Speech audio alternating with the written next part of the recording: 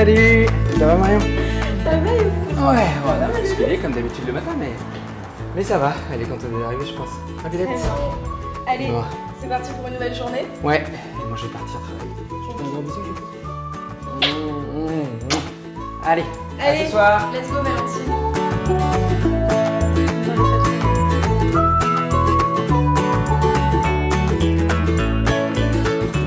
Je vous invite à ranger le matériel parce qu'on va aller dans la salle à côté de la salle motricité.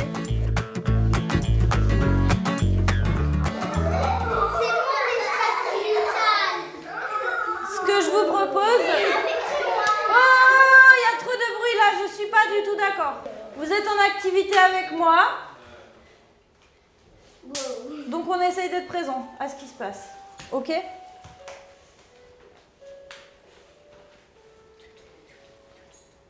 Petit retour au calme. Et maintenant, je vous invite à prendre la démarche la plus bizarre possible. Ah, Chloé, je crois qu'elle est déjà pas mal là. Ce serait quoi une démarche bizarre?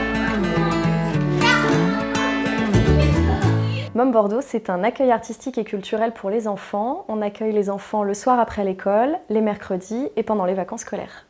On va récupérer les enfants dans les différentes écoles du quartier à partir de 16h30. Les enfants reviennent ici, goûtent, font leurs devoirs, puis les artistes animateurs leur proposent un atelier artistique et de 18h30 à 19h30, les parents peuvent venir les chercher. On a fait une étude sociométrique qui nous a permis de voir qu'on avait beaucoup de familles monoparentales dans le quartier, qu'on avait aussi beaucoup de familles avec enfants, des familles un peu fragilisées, avec des problématiques de garde d'enfants et beaucoup de personnes sans emploi. Comment répondre aux besoins de ces populations. C'était vraiment l'objectif aussi, c'était de redynamiser le quartier parce qu'il y avait de vraies attentes en termes associatifs et de propositions, d'animation. Mais tout ça, ça se travaille en amont, c'est-à-dire qu'il y a des réunions de partenaires qui permettent à toutes les structures de se réunir, mais pas que des associations, les bailleurs, les institutions, la mairie, et qui permet de coordonner des projets, qui permet d'éviter des doublons, en tout cas de travailler ensemble pour que les projets soient beaucoup plus cohérents sur le territoire. Le but est d'adresser 4 grands enjeux.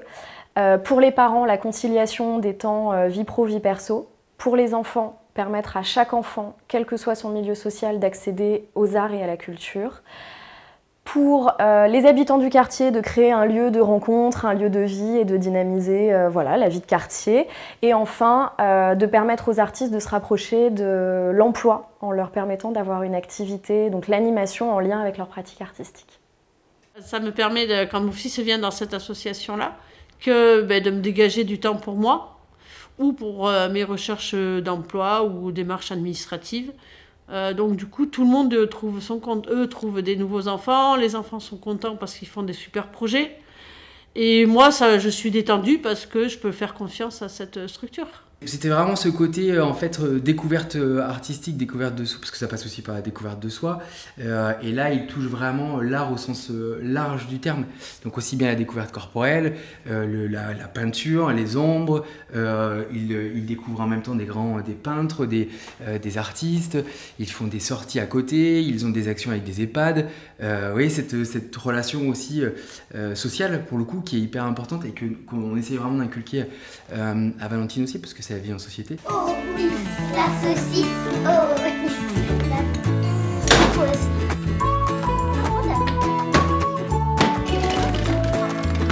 Ça, on va le mettre là-haut. Et regarde, ils sont des jumeaux. Sauf que lui, il n'a pas le plus long. Mais pourquoi tu mets les personnages intérieurs? Moi, j'ai dit à ma mère quand je suis arrivée, j'ai dit que c'était trop bien ici. Mais c'est vrai, c'est bien. Mais c'est quoi qui est trop bien? C'est tout, les activités qu'on fait et les choses, elles sont souvent hyper bien. Un ascenseur. En fait, ça me semble un peu évident qu'il y a tout un tas de choses de la culture qui échappent complètement à des enfants qui sont un peu éloignés du centre-ville, par exemple. Parce qu'en fait, c'est des vrais outils d'émancipation et des vrais outils aussi pour la suite, en fait, pour former des citoyens qui soient un peu éveillés et ouverts, qui puissent se poser des questions. La vraie réussite, c'est quand ce qu'on a produit avec eux, c'est exporté dans leur intimité, ça va être exposé au mur, ça va être dans leur chambre, et c'est là qu'on sait qu'il y a quelque chose qui a été transmis, il me semble. Nous avons un métier qui a du sens, et ce n'est pas qu'une formule, c'est loger les personnes les plus fragiles, et les collaborateurs comme les dirigeants de l'entreprise ont vraiment décidé de renforcer cet aspect-là de notre activité. Nous développons des actions avec différentes associations dans différents quartiers. Donc l'exemple que nous avons avec Môme-Ouest est assez représentatif de notre action. C'est souvent des actions dans la dentelle. Ce ne sont pas des actions à grande échelle, mais nous cherchons à répondre à des besoins spécifiques sur des territoires qui en ont besoin. Le bilan, on démarre une nouvelle année scolaire et on a une explosion des inscriptions. Donc on a le constat au bout d'un an, ce qui est très bon en termes de résultats, qu'on répond à un besoin de la population.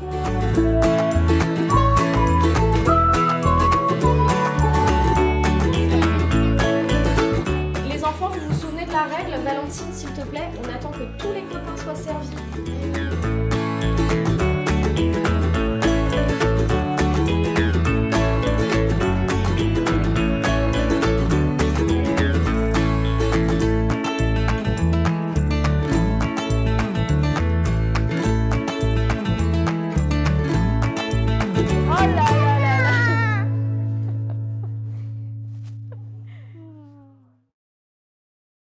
C'est dans l'authenticité qu'il se passe des choses, c'est dans la rencontre. C'est dans la rencontre avec des gens, avec des objets, avec une œuvre d'art, avec un morceau de musique. Enfin, c'est possible que ce soit des enfants qui soient biberonnés à la télévision et c'est précieux qu'ils puissent avoir accès à ce genre de choses ici. Ouais.